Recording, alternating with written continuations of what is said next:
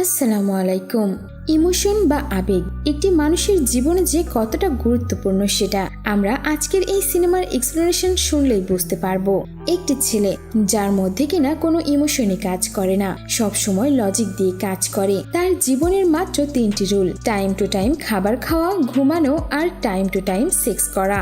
কিন্তু যদি এমন আবেগবিহীন ছেলের জীবনে আবেগ ফিরে আসে তাহলে কেমন হতে পারে? আর আমাদের আজকের সিনেমার নাম হলো সিদ্ধার্থ রয়। বেশি স্পয়লার দিয়ে সিনেমার মজাটা নষ্ট করতে চায় না, তাই চলুন বেশি দেরি না করে শুরু থেকে শুরু করা যাক। সিনেমার শুরুতেই আমরা সিদ্ধার্থ রয়কে দেখতে পাই, যে কিনা অনেক বেশি রেগেছিল। আর সে একটি বাড়ির সামনে এসে কার দাঁড় করায় আর ইন্দু ইন্দু বলে জোরে জোরে চিৎকার করতে করতে বাড়ির ভেতরে ঢুকে পড়ে। সে বাড়ির ভেতরে গিয়েও ইন্দুর নাম ধরে অনেক জোরে জোরে ডাকতে থাকে। আর অন্যদিকে আমরা দেখতে পাই ইন্দুর বাবা মা আর ভাই একটি ঘরের ভেতরে লুকিয়ে আছে। সিদ্ধার্থ গিয়ে তাদের বাড়ির সবকিছু ভাঙচুর করতে শুরু করে আর জোরে জোরে ইন্দুর নাম ধরে ডাকে।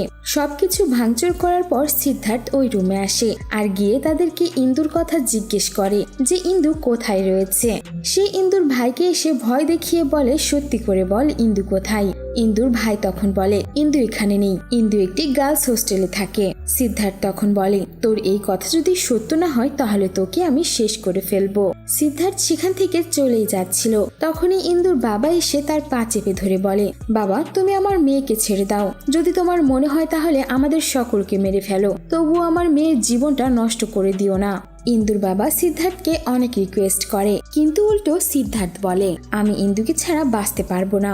আর এদিকে আমরা দেখি ইন্দুর বাড়িতে একটি ট্রাক ভর্তি আসবাবপত্র এসেছে।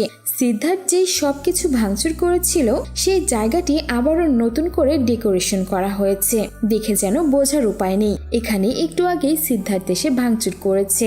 আর সেখানে থাকা একটি লোকের কাছে ফোন আসলে সে ফোনে বলে যে তারা 15 মিনিটের মধ্যে সবকিছু আবারও আগের মতো করে দিয়েছে। কিন্তু এখানে প্রশ্ন হচ্ছে ইন্দুটাকে। একটু পরেই আমরা জানতে পারবো যে ইন্দু আসলে কে। আর সিন কাট হয়ে সিদ্ধার্থের কাছে আসলে আমরা দেখি সে একটি গার্লস হোস্টেলের সামনে এসেছে। আসতেই সে গাড়ি দিয়ে 2টি বাইককে টক্কর মারে। সেখানে থাকা 2টি গার্ড এগিয়ে আসলে সিদ্ধার্থ তাদেরকেও অনেক মারে। সে হোস্টেলের ভেতরে গিয়েও শুধুমাত্র ইন্দু ইন্দু বলে চিৎকার করতে থাকে। আর এরপরেই আমরা দেখতে পাই ইন্দুকে, যে কিনা গোসল করে এখনই বের হচ্ছিল। আর তখনই তার সামনে সিদ্ধার্থ আসে। সিদ্ধার্থ তখন তাকে এই অবস্থায় দেখে সরি বলে আর বলে, তুমি জলদি কাপড় পরে নাও। ইন্দু তখন বলে, প্রয়োজন নেই, তোমার সঙ্গে যে আমি কতবার ইন্টিমেট হয়েছি আর এই সব কিছু যে তুমি কতবার দেখেছো তা তো বলার অপেক্ষা রাখে না। এইটা বলেই ইন্দু সেখানেই কাপড় পরতে শুরু করে। সিদ্ধার্থ তখন ইন্দুকে বলে, ইন্দু আমি তোমাকে ছাড়া বাঁচতে পারবো না, প্লিজ তুমি এমনটা করো না, আমি সত্যিই তোমাকে অনেক ভালোবাসি, তাই তুমি এখনই আমার সঙ্গে আমার বাড়িতে চলো। কিন্তু এদিকে ইন্দু সিদ্ধার্থকে দেখে অনেক রেগে যায় আর বলে, তুমি কি বুঝতে পারছো না আমি তোমাকে কি বলছি? আমি তোমাকে আমার লাইফে আর চাই না, তুমি আর কখনোই আমার সামনে আসবে না, কতবার বলতে হবে আর তোমাকে? কিন্তু সিদ্ধার্থ যেন ইন্দুর কোনো কথাই শোনে না। সে ইন্দুকে কিস করতে যায় আর তখনই ইন্দু হুট করে সিদ্ধার্থকে চড় মেরে বসে। আর এরপর রেগে মেগে ইন্দু বেরিয়ে পড়ে ক্লাসের জন্য। আর এখানে আমাদের ফ্ল্যাশব্যাক দেখানো হয়, যেখানে আমরা দেখতে পাই ইন্দু এসে কলেজে নতুন ভর্তি হচ্ছে। মনে মনে ইন্দু অনেক খুশি হয় যে এই নতুন কলেজ থেকেই তার নতুন জীবন শুরু হবে। এরপর সে তার কম্পিউটার ল্যাবে আসে ক্লাস করার জন্য। সে দরজা খুলে রুমের ভেতরেই যায় আর তখন সিদ্ধার্থকে দেখতে পাই একটি মেয়ের সঙ্গে সে ইন্টিমেট হচ্ছে। আর এটা দেখে সে খুবই অবাক হয়ে যায় আর লজ্জায় পড়ে যে এটা আবার কোথায় চলে এলো। কিন্তু যখন বাইরে বের হয়ে যাবে তখন সিদ্ধার্থ বলে, শুনুন আপনি প্লিজ দরজার সামনে দাঁড়িয়ে থাকুন যাতে কেউ ভেতরে আসতে না পারে। ইন্দু এটা শুনে অনেক চমকে যায়, বলে যে এটা আবার কেমন ছেলে, আর সে কিনা আমাকে অর্ডারও দিচ্ছে। কিন্তু আমরা দেখি ইন্দু তবুও কম্পিউটার ল্যাবের বাইরেই দাঁড়িয়ে থাকে। তখন সেখানে 2টি মেয়ে আসে ক্লাস করার জন্য।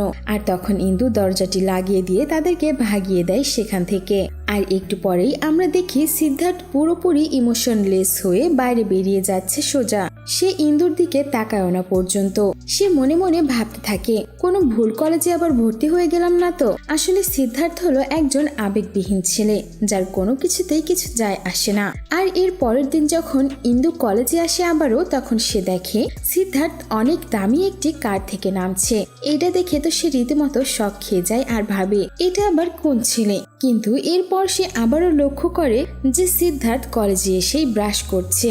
আর এ থেকেই আমরা পুরোপুরি বুঝে যাই সিদ্ধার্থের মধ্যে কোনো আবেগই কাজ করে না। কে তার বিষয়ে কি ভাবলো কি বললো তার কোনো কিছুতেই কিছু যায় আসে না। সিন কাট হলে আমরা দেখি ইন্দু বসে ক্লাস করছে। তখনই দুজন ছেলে আসে লেট করে, কিন্তু শিক্ষক তাদেরকে ক্লাসে ঢুকতে দেয় না, তারা চলে যায়।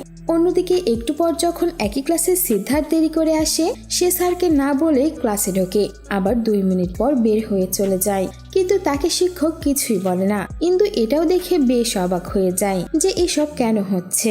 আর এইটা দেখে ইন্দু ভাবতে থাকে শিক্ষক ওই 2 ছেলেকে তাড়িয়ে দিলেও কেন একে তাড়ালো না, এ কে? আর এরপর থেকেই দেখা যায় যে ইন্দু সবসময় সিদ্ধার্থকে লক্ষ্য করে। সিদ্ধার্থ কি করছে না করছে সে সবকিছু খেয়াল করে, আর সে বুঝতে পারে যে সিদ্ধার্থ সবসময় বই পড়তে থাকে।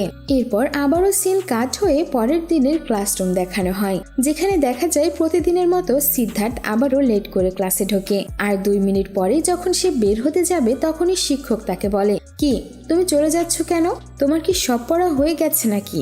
তখন সিদ্ধার্থ বলে, হ্যাঁ হয়ে গেছে। শিক্ষক তখন সিদ্ধার্থকে 2-3টা প্রশ্ন করে, আর সিদ্ধার্থ সব প্রশ্নের সঠিক জবাব দেয়, যেটা দেখে ইন্দু তো রীতিমতো শক যে এইটুকু সময়ের মধ্যে সে সবগুলো অ্যান্সার সঠিকভাবে দিল। আর এখানে ইন্দুও বুঝতে পারে সিদ্ধার্থের মধ্যে কোনো ইমোশন না থাকলে কি হবে, সে কিন্তু অনেক ইন্টেলিজেন্ট একটা ছেলে। আর এরপরে আবারও সিন বর্তমানে চলে আসে। এখানে আমরা পুলিশ অফিসারকে দেখতে পাই, যে কিনা সিদ্ধার্থের বাবার ক্লাসমেট ছিল। আর এই পুলিশটি সিদ্ধার্থকে বাড়িতেও এনেছে। ইন্সপেক্টরটি সিদ্ধার্থের মাকে বলে, আপনার ছেলে মেয়েদের হোস্টেলে গিয়ে ভাঙচুর করেছে, যেটার জন্য কিন্তু ওর উপর কেসও হতে পারত, কিন্তু আমি সবকিছু সামলে নিয়েছি। পুলিশটি তখন সিদ্ধার্থের মায়ের কাছে জানতে চাই যে সিদ্ধার্থ কেন এমন ব্যবহার করছে। আর এখানেই আমরা জানতে পারি সিদ্ধার্থের ইমোশনলেস হওয়ার আসল কারণ। সিদ্ধার্থের মা বলে, আমার বিয়ের 10 বছর পর আমার কোলজোড়ে সিদ্ধার্থ আসে, কিন্তু সিদ্ধার্থের বাবা অনেক বই পড়তে ভালোবাসত। সিদ্ধার্থ যখন ছোট ছিল তখন সিদ্ধার্থের বাবা এক হাতে সিদ্ধার্থকে নিত আর অন্য হাতে বই নিয়ে পড়তো, আর সিদ্ধার্থ বেশিরভাগ সময় তার বাবার সাথেই থাকতো। আর এইভাবেই সিদ্ধার্থের বুক পড়ার এমন একটা অভ্যাস হয়ে যায়, তার মা যদি তাকে খেলতেও পাঠাতো সে এসে অনেকগুলো বই বের করে পড়তে শুরু করত। আর এখান থেকেই সিদ্ধার্থের ভেতরের সব ইমোশনগুলো মরে যায়, আর সে সবসময় লজিক্যালি কথা বলতো আর কাজ করত। আর সিদ্ধার্থ এই বই পড়তে পড়তে এতটাই কঠোর হয়ে যায় যে তার দাদা মারা গেছে এটা শোনার পর সে তার বাবাকে গিয়ে বলে, বাবা, জীবন তো একটা খেলার মতো, যে জন্ম নিয়েছে তাকে তো একদম মৃত্যুবরণ করতেই হবে, আর কারো মৃত্যুতে আমাদের কান্নার কিছু নেই। আর এটা শুনে তার বাবা তো অনেক বেশি শক খেয়ে যায় যে এত ছোট বাচ্চার মুখে এসব কি কথা। আর তারা সেখানে বুঝতে পারে যে সিদ্ধার্থ কতটা ইমোশনলেস হয়ে গেছে। একদিন সিদ্ধার্থ তার মায়ের সঙ্গে বসেছিল, তখন সে তার মাকে বলে তার অনেক খিদা লেগেছে, খাবার দিতে। তার মা বলে, আমি এখনই খাবার বানিয়ে আনছি, কিন্তু সে খাবারের জন্য ওয়েট না করে সেখানে থাকা গাছের পাতায় খেতে শুরু করে, যেটা দেখে তার মাও বেশ অবাক হয়ে যায়। এরপর একদিন দেখা যায় সিদ্ধার্থকে কোথাও খুঁজে পাওয়া যাচ্ছিল না, তখন তারা সিদ্ধার্থকে খুঁজতে বেরিয়ে পড়ে। আর তারা দেখতে পায় একটি মন্দিরের সামনে রাস্তায় সিদ্ধার্থ ঘুমিয়ে আছে। আর এখানে আমরা বুঝতে পারি সিদ্ধার্থের যখন ঘুম আসে সে যেখানে সেখানেই ঘুমিয়ে পড়ে, সে কোথায় ঘুমাচ্ছে সেটা তার কাছে বড় বিষয় না। আর এরপর সিন আবারও বর্তমানে ফিরে আসে, আর আমরা দেখতে পাই সিদ্ধার্থের জ্ঞান ফিরে এসেছে।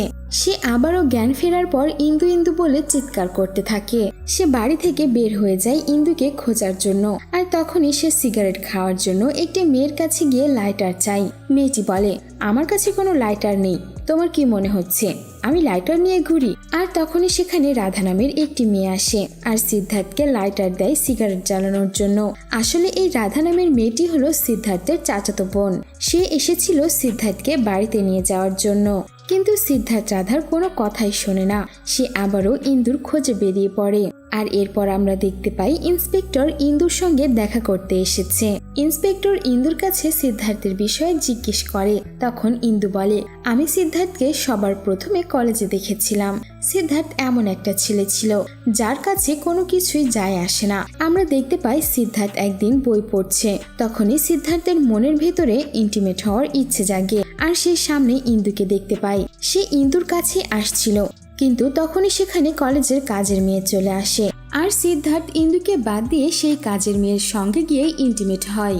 এইটা দেখে তো ইন্দু সিদ্ধার্থের ওপর অনেক বিরক্ত হয়ে যায়। এই সবকিছু করে যখন সিদ্ধার্থ বাইরে বের হয়ে আসছিল তখন ইন্দু তাকে গিয়ে বলে, তুমি এমন কেন? আমি তোমার বিষয় নিয়ে প্রিন্সিপালের কাছে কমপ্লেন করে দেব। কিন্তু সিদ্ধার্থ ইন্দুর কোনো কথাতেই কান দিচ্ছিল না। তখনই সেখানে একটি মেয়ে এসে ইন্দুকে বলে, সিদ্ধার্থ পুরোপুরি একটা ইমোশনলেস ছেলে, আর তুমি কার কমপ্লেন করবে? সিদ্ধার্থই হলো এই কলেজের মালিক। সিদ্ধার্থকে এই কলেজ থেকে কেউই বের করতে পারবে না। আর এখানে আমরা আরো একটি কাহিনী জানতে পারি। সিদ্ধার্থ তার কাজিন রাধার সঙ্গে প্রথমবার ইন্টিমেট হয়েছিল। আসলে একদিন সিদ্ধার্থ কামাসূত্র বই পড়ছিল। তখন তার বাড়িতে বাবা মা ছিল না, শুধুমাত্র রাধাই ছিল। সে রাধার কাছে গিয়ে বলে তার শারীরিক চাহিদাটা মেটানোর জন্য। কিন্তু রাধা বলে, তুমি আমার ভাই, আমি তোমার কাছে এমনটা আশা করিনি। কিন্তু সিদ্ধার্থ বলে, আমি বইয়ে পড়েছি, নিজের চাহিদা মেটানো কোনো খারাপ কিছু নয়, এতে শরীরের অনেক উপকার হয়, ডিপ্রেশন দূর হয়, আরো অনেক কিছু। আর এইসব কথা শোনার পর রাধাও রাজি হয়ে যায় আর তারা দুজন মিলিত হয়। এরপর সিন আবারও বর্তমানে ফিরে আসে। সিদ্ধার্থ আবারও হস্টেলের সামনে আসে। তখনই ইন্দুর ভাই এসে সিদ্ধার্থকে অনেক মারে। তারা সিদ্ধার্থকে মেরে অনেক আহত করে দিয়েছিল আর সিদ্ধার্থ মার খেয়ে রাস্তায় পড়েছিল। তখনই রাধা সেখানে আসে সিদ্ধার্থের খবর পেয়ে। সিদ্ধার্থকে এমন অবস্থায় দেখে রাধা অনেক কান্নাকাটি করে। সিন কাট হলে আমরা আবারও ইন্সপেক্টর আর ইন্দুকে দেখি। সেখানে ইন্সপেক্টর ইন্দুকে প্রশ্ন করছিল, সিদ্ধার্থ যদি আবেগবিহীন ছেলে ছিল তাহলে সে তোমাকে কিভাবে ভালোবাসলো?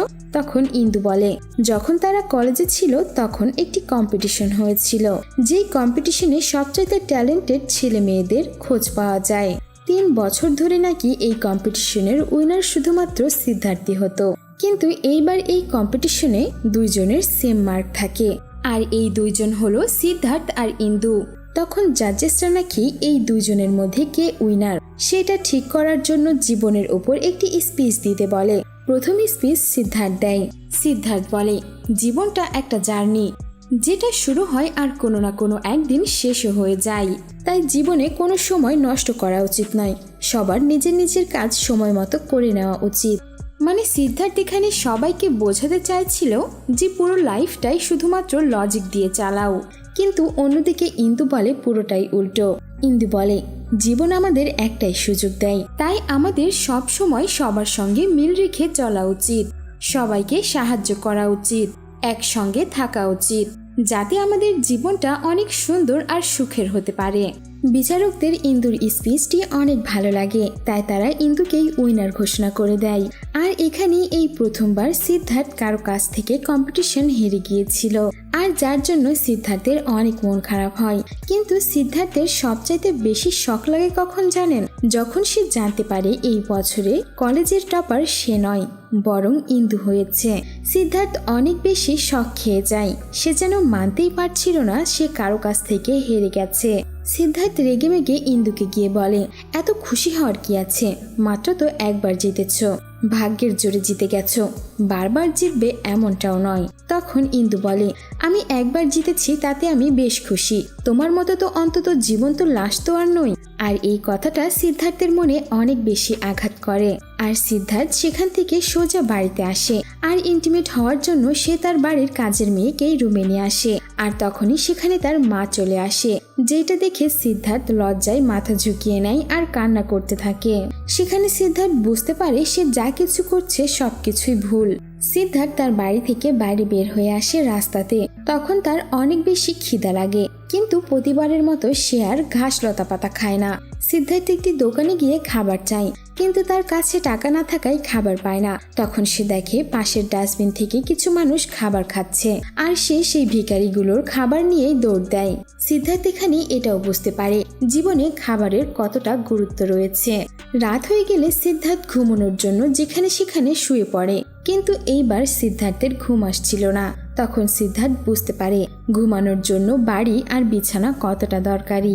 আর তখনই সিদ্ধার্থের সামনে একটি বাবা আসে। সেই বাবাটি সিদ্ধার্থকে বলে, তুমি আজ পর্যন্ত শুধুমাত্র লজিক দিয়ে জীবন পরিচালিত করেছ, এবার নিজের জীবনকে আবেগ দিয়ে পরিচালিত করো। তুমি মানুষকে যত বেশি ভালোবাসবে তারাও তোমাকে অনেক ভালোবাসবে। আর এখান থেকেই সিদ্ধার্থের মধ্যে আবেগ চলে আসে, আর সেও নর্মাল মানুষে পরিণত হয়। আর এইবার সিদ্ধার্থ তার বাড়িতে গিয়ে ঘুমায়। আর এই সবকিছু দেখে তো তার পুরো পরিবার অনেক বেশি অবাক হয়ে যায়। ঘুম থেকে সকালে উঠলে আমরা দেখি সিদ্ধার্থ তার লুকটাই পাল্টে দিয়েছে। ভালো ভালো জামা কাপড় পরছে, তার বড়দের সঙ্গে অনেক ভালো ব্যবহার করছে, ছোটদের সঙ্গে অনেক আদর করে কথাও বলছে। তার পুরো পরিবার সিদ্ধার্থের এমন পরিবর্তন দেখে অনেক খুশি হয়। কলেজে আসার পর সিদ্ধার্থের এমন নতুন রূপ দেখে ইন্দুও অনেক ইমপ্রেস হয়। আর ধীরে ধীরে সিদ্ধার্থ ইন্দুকে পছন্দ করতে শুরু করে। আর এরপরে আমরা দেখতে পাই সিদ্ধার্থ বৃষ্টির ভেতরে ইন্দুকে প্রপোজ করে আর তারা দুজন কিসও করে। সিদ্ধার্থ ইন্দুকে তার কাজিন রাধার সঙ্গেও দেখা করায়। রাধা ইন্দুকে দেখে বলে, সিদ্ধার্থ কিন্তু মনের দিক দিয়ে অনেক ভালো ছেলে, তুমি ওকে অনেক ভালো রেখো। আর এরপর ইন্দু আর সিদ্ধার্থ নিজেদের মধ্যে অনেক ভালো সময় পার করে, সব সময় একসঙ্গে থাকে, হাসি খুশি থাকে। একদিন সিদ্ধার্থ ইন্দুকে নিয়ে লং ড্রাইভেও যায় আর সেখানেই তারা অনেক বেশি কাছাকাছি চলে আসে আর তারা ইন্টিমেট হয়ে পড়ে। সিদ্ধার্থ এরপর বাড়ি এসে ইন্দুর কথা তার পুরো পরিবারকে বলে। সিদ্ধার্থের বাবা তখন সিদ্ধার্থকে বলে, ইন্দু অনেক ভালো মেয়ে, আমি চাই তোমরা দুজন অনেক সুখে থাকো। আর এরপর থেকেই ইন্দুর প্রতি সিদ্ধার্থের ভালোবাসা যেন বেড়েই যায়। তারা এরপর বেশ কয়েকবার একসাথে মিলিত হয়। কিন্তু সিদ্ধার্থ ধীরে ধীরে ইন্দুর জন্য একটু বেশি পজিটিভ হয়ে যেতে শুরু করে। সিদ্ধার্থ সবসময় ইন্দুর সঙ্গে কথা বলতে থাকে, তার বিষয়ে ভাবতে শুরু করে। আর এই সব কিছু ইন্দুর পড়াশোনার ক্ষতি করছিল। পরের মাসে ইন্দুর সিভিল সার্ভিসের এক্সাম ছিল, যার কারণে ইন্দু সিদ্ধার্থকে বলে, দেখো সিদ্ধার্থ, আমার আগামী মাসে পরীক্ষা রয়েছে, আমি চাই আমার পড়াশোনাতে ফোকাস করতে, তাই তুমি কিছুদিন আমার কাছ থেকে দূরেই থাকো। কিন্তু এদিকে সিদ্ধার্থ ইন্দুর কোনো কথাই শুনে না। সে ইন্দুর বাড়িতে চলে আসে আর ইন্দুকে বলে, তুমি পড়াশোনা করো, আমি তোমাকে কোনো ডিস্টার্ব করব না, আমি বাইরে দাঁড়িয়ে থেকে শুধু তোমার দিকে তাকিয়ে থাকবো।